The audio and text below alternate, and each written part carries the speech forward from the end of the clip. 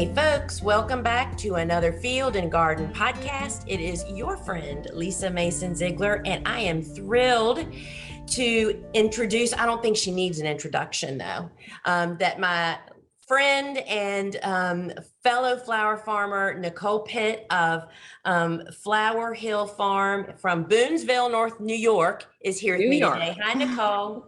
Hi, guys. Thanks for having me, Lisa. I'm so excited. Oh, it's just so much fun to talk to other flower farmers, right? It's just, there's always good things that come out of it. So I have spoken to Nicole on more than one occasion. I think we talked last year, and wasn't it last year? Or maybe the pandemic makes all the years run together. I know, right? It does. So I'm really excited. I see a lot of exciting things happening with you. And so before we jump into that, so this is going to actually be on a video. So those of you that are watching the video can see behind me this big old harvest that's sitting here. I'm sitting on the set of our live shopping show, which will happen tomorrow. So I felt like this was just a really fun thing to do, right? Everything looks fantastic. And here I am sitting in front of some empty blinds. That's all right. That's all right. I am in the South and you are a little bit. So are you what is considered upstate New York? I am. I'm about 4 hours north of New York City. So it's central New York, but it's upstate New York. Yes. Okay. So friends, if you're new here to the Field and Garden podcast, welcome aboard. We're so happy to have you here. And if you want to learn more about the work that the Gardener's Workshop is doing, you can head over to our website, thegardenersworkshop.com. And friends, you can just fall in. There's just tons of resources, our online garden shop that sells the same tools, seeds, and supplies that you hear me mention from time to time that I'm using here on my farm, as well as our online courses, and just a ton of free resources, and our Field and Garden blog and podcast is over there. So there's just a ton of stuff. A lot of good stuff to do on a hot afternoon if you don't want to be outside. So I've invited Nicole here so that we can kind of check in. But before we do some checking in, for those folks that may not know you, tell us, how did you get your start in this whole flower gig? How'd that happen for you? It really was kind of a culmination of years and years and years of just loving being outside, loving nature, growing vegetables mostly, with some flowers here and there. But it was when I really bought back my childhood house that I knew that there was something about this place that it just needed to serve a larger purpose. And it got me to just brainstorming. And the seasons where you're getting 4 or 5 magazines in the mail every day with the gardens, and all the beautiful flowers that are options for the gardeners to grow. And one of the catalogs came in the mail and it just had this field of flowers. And little did I know that that's not what our fields look like. But at the time I said, wow, I think that's what this property, it's just so beautiful with the rolling hills. And I said, that's what this place needs to be. And then of course I dove off the deep end into the world of flowers. And honestly, I discovered you probably a couple months into it, by someone randomly mentioning you on something that I was watching on YouTube. Really? It was a deep dive. Yes. And that's where I found you, and then was even deeper in the hole of cut flowers. But yes, this is my 4th season. And so this is my 4th year that I bought back I bought back the house and I immediately planted things. So it was right away. But yeah, it's been quite the adventure, and things are, they've escalated quite fast. But I don't do anything slow. Pretty much anything that I do, I'm 100 miles an hour. Let me tell you something, Nicole. That means that you will go far, because I find that there's this common denominator amongst not even flower farmers, amongst successful entrepreneurs. And that is the hustle gene is what you got to have, right? And I see you hustling. I see you, so you have like a bouquet bar on your porch. I want to hear about all that. And I know that you've got your fingers in so many things. I can remember back early on in my, when we were going to a farmer's market, I was desperate. I just didn't have that many flowers to sell. I can remember literally, I can't even believe I'm going to say this on a podcast. I literally bought flats of pansies, brought them home. I had all these little terracotta pots. I actually decorated them and put pansies in them and carried them to the farmer's market. I was so desperate to like turn some bucks, right? I mean, Yes. that's what it takes. So you've been in it for 4 years. So before we kind of go down the little trail of, what you've done through those 4 years, tell us today, who is your target market? Who are you selling flowers to? What's your outlet? Okay, so I'm a very small town. We have a population of about 2,000 people, and so it's not a large market, but we are about 20 to 30 minutes away from some larger cities. So right now I have a CSA, and I've split that into my small town and then the neighboring cities. So I have 2 separate days a week where I do a CSA, and oddly enough, they both have the same number of people. So it's my small town and the big city. I think it's growing every year. So I have that. And I also do a lot of retail, a lot of special orders. I'm not really getting into weddings or special events like that. I don't think I can take that on by myself. The level of which I'm farming and also selling, and also with YouTube and also with everything else, I don't think I could take on stuff like weddings yet.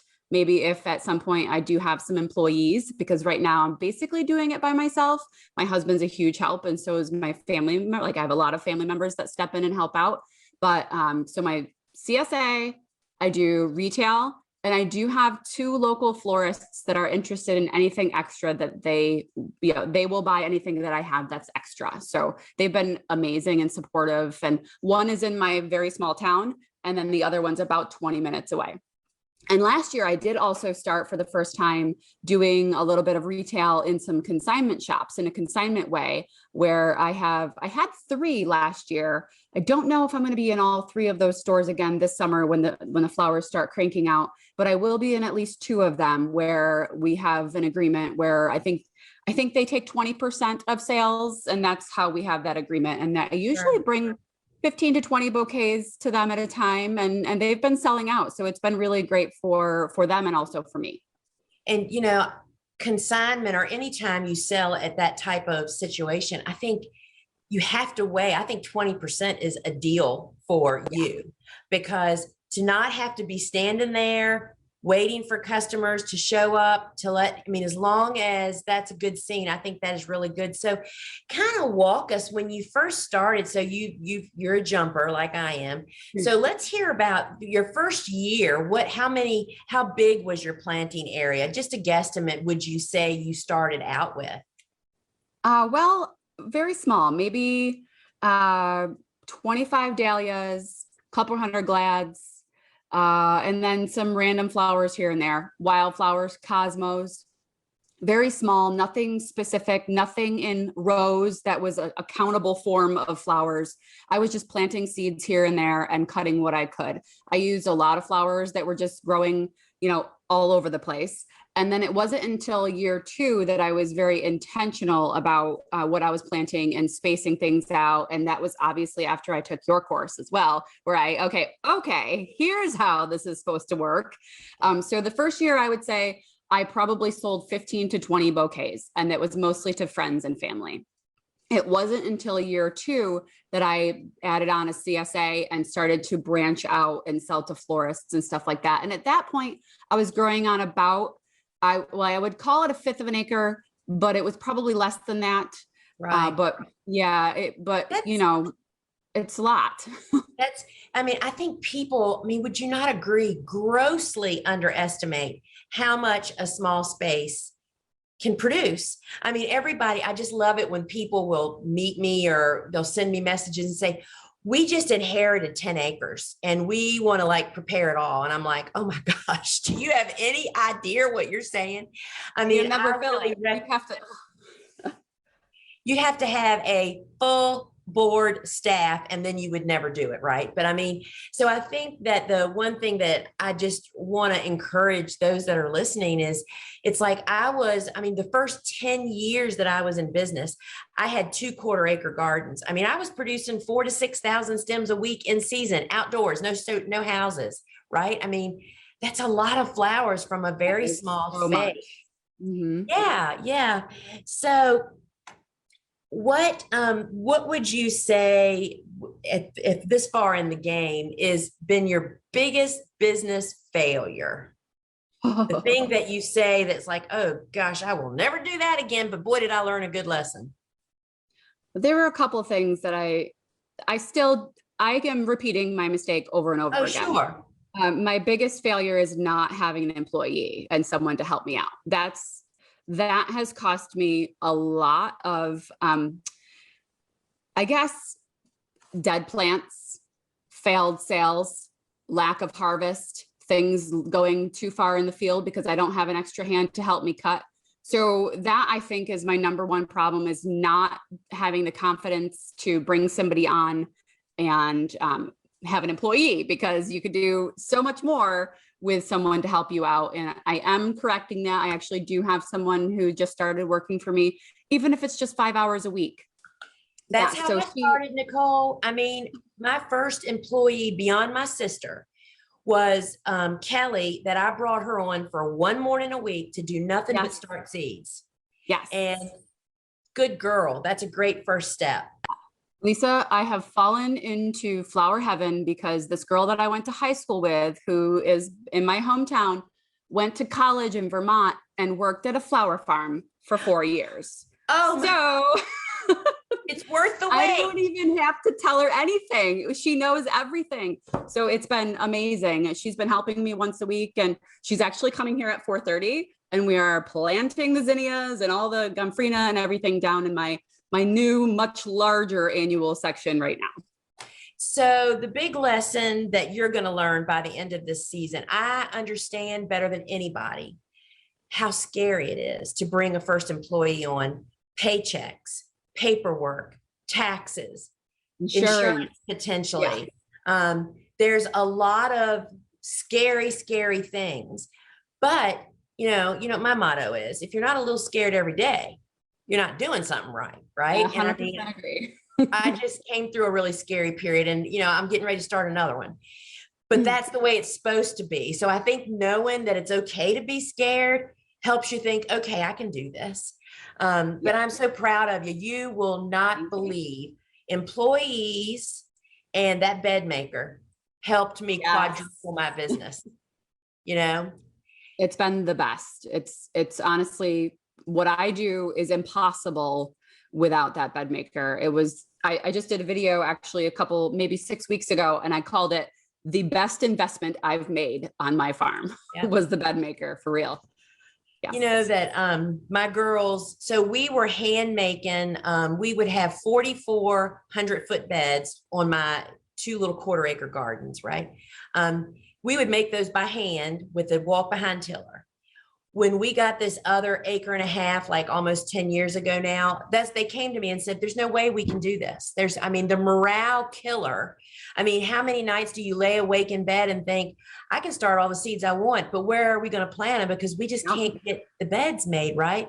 So I think that was just such a very smart investment. And I saw your video from just a couple days ago showing the beds that you and Brad made. And I mean, I just literally, we could be cheerleaders for bed makers. That's one of those scary, just like an employee purchase that will pay you back really, really quickly. Yes. So tell me, so what does the future hold for Flower Hill Farm? I mean, where do you think you're going? That is such a scary question, which is a good thing, because you and I agree, if it doesn't scare you, it's not worth doing. But I honestly would love to just make, I would say, 5 times the number of my CSA. I would be super happy with. I'd like to eventually have a retail space where I can have people go, because right now it's getting a little bit of a concern. And I don't know if people think about this, but people just come and pull in my driveway. And it's becoming a little bit scary that because, you know, I have kids, I have a family here, I have animals, and it's our private home. But because it's so beautiful and people see all these pictures and the videos, they want to come in, they want to check it out. And I want to have a space where they can do that, but not here. So I'm hoping to have some sort of a retail shop where people can come and buy my flowers instead of coming to my home to do that. I know you also had people coming to your house for a while to pick up the member bouquets. And we were thinking about putting a gate in because it's becoming a daily occurrence with people just stopping by. And I love that. I love that people are excited about the flowers, but it is our private home, and it's hard to separate, you know, work and your life when it's like that. So I'd really love to have an outlet for that so that it takes it off the farm. I'd love to have more bouquet bars. I'd love to have more florists, because that is, quite frankly, the fastest and easiest way to get rid of your flowers. When you have a bucket of them and you just go, here you go. Yeah. And you know, it's so true. When you're first starting out, I remember how hungry I was, and I was literally willing to do pretty much anything. And I think that because I live in the city, we are really under the gun of people just wanting to drop by. You know, they just don't get it. They, you know, all those things that you just said, and they just don't understand. First off, you know, put aside that, no, you can't come through my gate anytime because I have a dog that will run away and run all over town, but it is your home and it is private and it's an insurance concern. But when you're first starting out and you only have 10 people, coming to pick up bouquets each week, it doesn't seem like a really big deal. But because my city has such ordinances against, that kind of stuff, I had to really make some really strict rules, which I was a little overzealous at making people follow them, which I think that I kind of held people at a distance, but it came around full circle because I exactly know what you're talking about. I mean, people just don't, it's like, okay, you're a nurse. If I just showed up at your job today, can you give me a tour of the hospital? You just drop everything. And, I hate to feel that way, but people really don't get it, that we are a full working farm. And I know that that's what you are too. So that's really interesting. And I do agree with you wholeheartedly. Selling to florists. And, I'm a big believer in collectives. They are coming up everywhere. And I don't know if you have any collectives up your way or, oh my gosh, how, that's basically a wholesaler that's just all local growers, whether it's a privately owned by somebody that only buys local. Collectives are the future of the domestic flowers.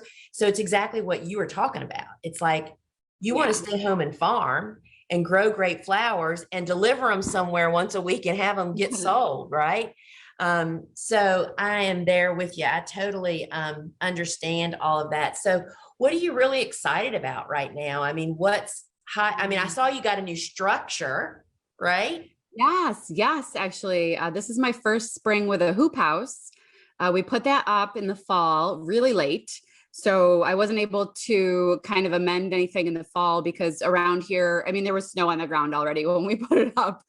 So I wasn't able to have access to fresh compost and stuff. So we amended it in March here, which March here is still, we still have feet of snow on the ground, right. But I was able to plant in it in mid-March. So this is my first time after 4 years to successfully grow ranunculus. And I have been harvesting buckets and it's a dream come true, literally 3 years of failure. And finally the 4th year with this hoop house, it has allowed me to have the buckets of ranunculus that I've always dreamed of. And so have my CSA members. Yeah, I've been so excited. This weekend actually is the first big weekend where I can have the ranunculus be the star in the bouquet, because they've had the tulips and stuff, and they've had maybe 1 or 2 stems of ranunculus in the bouquets, but this weekend it's going to be a full ranunculus bouquet. So excited about that. But let's see, what else? Well, I got a cooler. I built a cooler. That was essential. That would have been my biggest mistake if not for the employee. The cooler would have been my next biggest mistake, not having one, because I do grow thousands of tulips, thousands of lilies. And they were blowing open and I couldn't sell them because I didn't have a way to maintain them and they were blowing open. So Isn't The isn't that cooler. painful?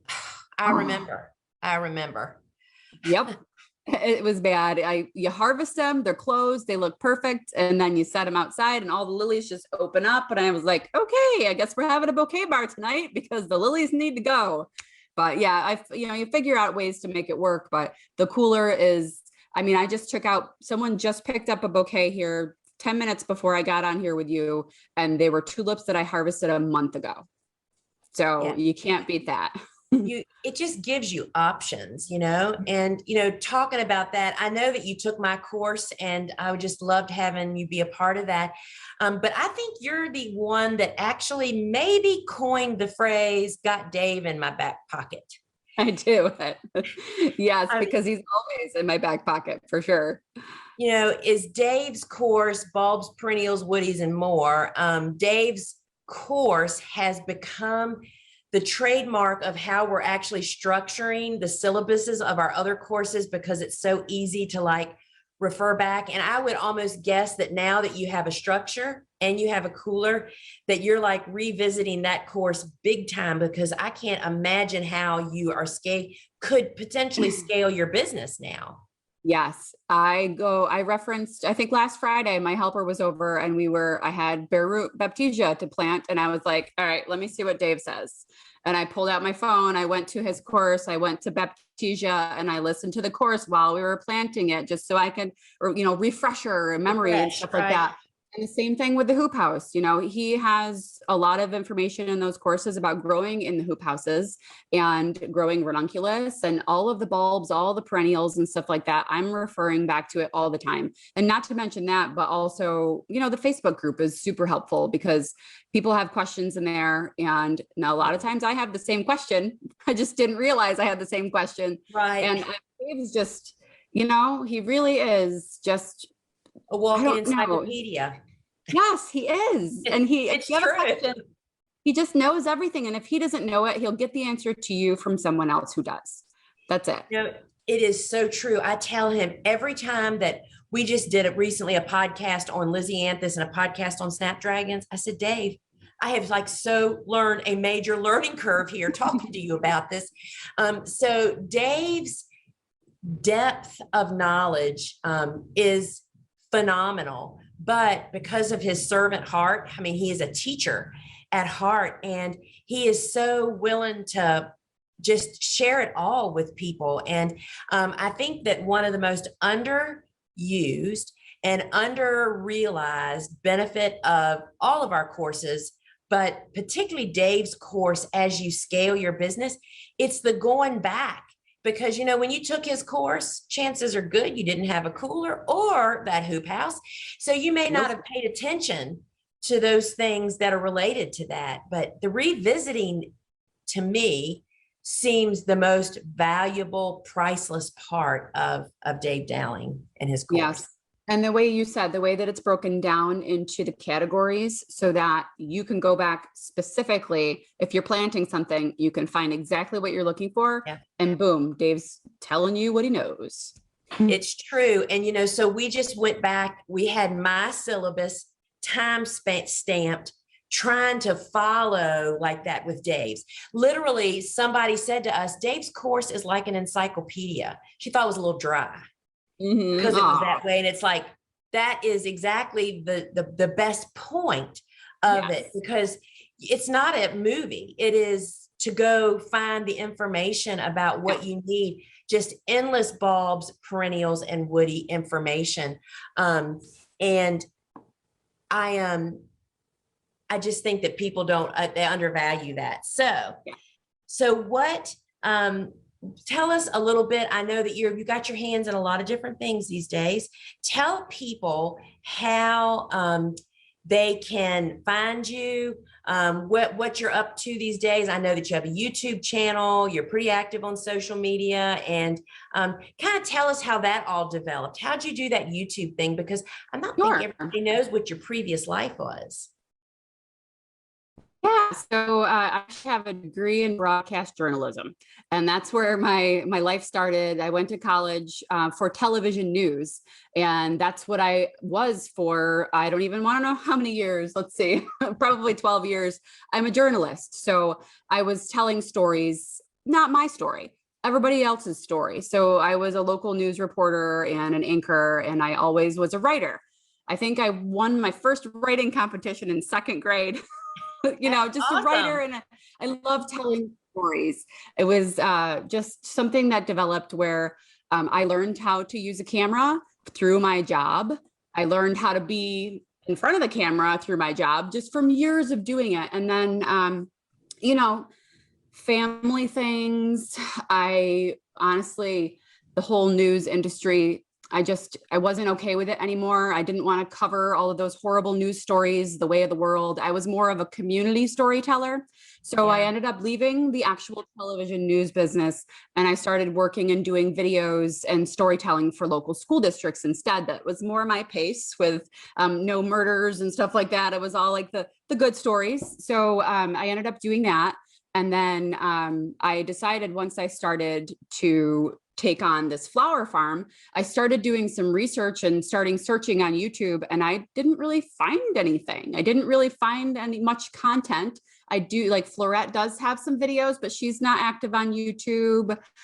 There weren't any other flower farm videos that I could find out there. And I was like, you know what? Nobody's doing this. I might as well share what I'm doing and just show people. And honestly, my main purpose for that, I started out so that I thought it would be cool if my customers could watch the flowers from seed to the vase, really. And that's how I started out doing it, just by sharing my story, because that's all I know how to do. That's just what I've been trained to do, is to tell stories. It worked. And it just started to snowball. And it's very overwhelming to me still that there's that much of an interest in people watching me embarrass myself occasionally and just be goofy and just show people what I'm doing. And it's just really become something that I am so, I don't know. I guess it's a little bit of an addiction to the community. The community is just awesome. So I can't get out of it. It's wonderful. Right. People, especially even on Instagram, there's just such a large community of people who love flowers and love to grow flowers, that connection, it's addictive. And you just want to share what you know, share what you don't know, share the mistakes you're making, share what you're learning. And that's just what I've been doing for a couple of years now. I think it's like 2.5 years now, maybe. I don't remember. Like you said, the pandemic kind of makes time Yeah. really weird. It was before the pandemic that I started making YouTube videos, but I think it was during the pandemic that I started to make a lot of videos. And then it just kind of snowballed from there. And I'm a little bit active on Instagram. I'm trying to do more there, but there's only so much you can do with one person. I'm trying to do everything, but So yeah. that's pretty awesome. So what is the name of your YouTube channel? We'll Yeah, put it in the show notes. yeah, it's the name. It's the same as my farm. It's just Flower Hill Farm. Okay. And I am legally on Flower Hill Farm NY, because there are a couple of other Flower Hill farms. One in Okay. California, one in Texas, they're all over the place. And that's Right. one of Lisa's rules that I broke. I remember you saying in your course, do some research and make your name unique. Yeah, I Yeah. didn't Well, expect it. Yeah, the New York makes yours unique. So there you go. I mean, who would have ever dreamed when I named the Gardener's Workshop how many letters that is? I mean, it's ridiculous to type that stuff in. So, I mean, we all make issues. But also, though, Lisa, I feel like your name was foreshadowing what you ended up doing, Yeah. though. The Gardener's Workshop. I mean, it really encompasses everything that you're doing now. Yeah, I totally agree. And I mean, we have just become such an education sharing, platform that it's really what our mission is now, is just to help people wherever they are, whatever home gardener, budding flower farmer, somebody that wants to scale, just to offer those things. So, Nicole, what would you say to if anybody that might be considering, whether it be my course or Dave's course or just a course? how beneficial that investment can be when you actually utilize it. Oh my gosh. Well, I was saying to you, my first year, I had a tiny plot of this and a tiny plot of that. And I guess I just didn't realize how flowers should and can be farmed. And that was what your course did for me, was change my entire idea of what a flower farm should look like. And then with Dave's course, it is exactly that. It's an encyclopedia of all of the things that you should and could be growing for your farm. And it's like, I don't know. I feel like Dave should be like a professor at, like he's always just, he knows everything. You feel like you're attending a lecture and you're just absorbing all the information. But the best part about it, it's a lecture that you can revisit again and again and again, and until it's ingrained in your brain as much as it is. And Dave's never happened because he is a never ending brain. So yeah, it's just been really a Dave in my back pocket. It's what I walk around my farm with, and everything that he talks about. That's also an issue with Dave's course, is you're going to want to grow everything that he talks about because they're so good. And so it's what I've been doing. And Dave tells you, don't do it all at once, but a little bit at a time. I'm trying to incorporate everything that Dave teaches you in that course. And I'm very excited because with those perennials, you always have a backbone to your farm. So that's what I'm looking forward to, is the perennials that I've put in. I've got 600 peonies. I have 200 limelight hydrangeas, 180, I think, and then some other kinds.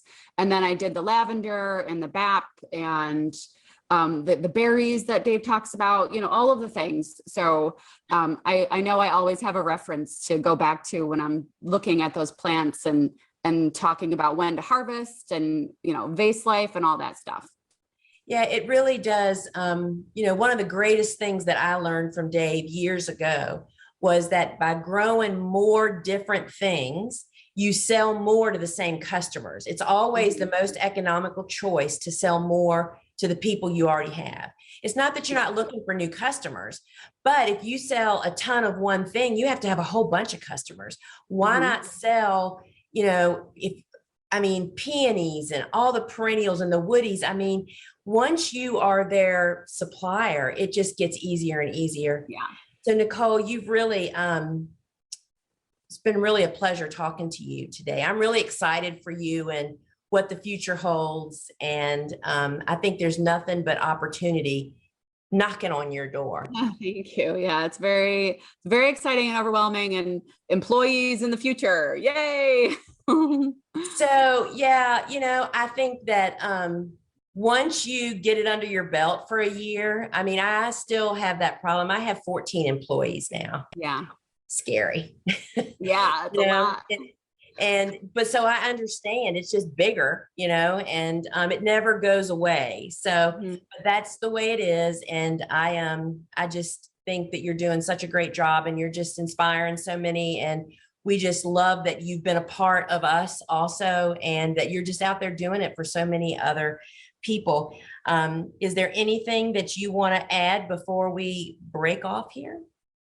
Oh, I don't know.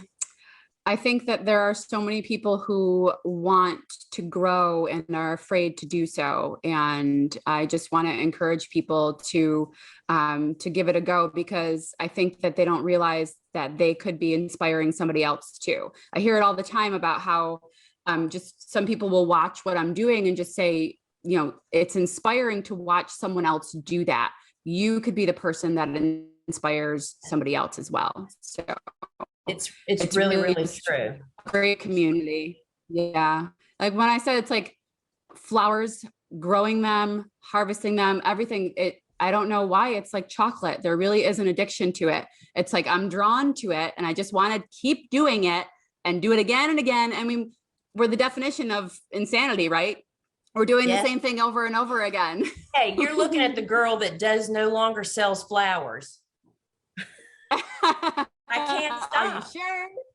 Yeah. I can't So wait we just for my have other sunflowers uses for them now, but it's, I mean, I'm just so happy for you that you all have found each other, Flower Farming and Nicole, and then you're spreading inspiration, and the links to Nicole, her social media, and to her YouTube channel. And so, friends, I just thank you so much, Nicole. We're so proud of you, what you're doing. Thank you. And Absolutely a pleasure. Anytime, Lisa. all right. Thank you so much. Ciao, everybody.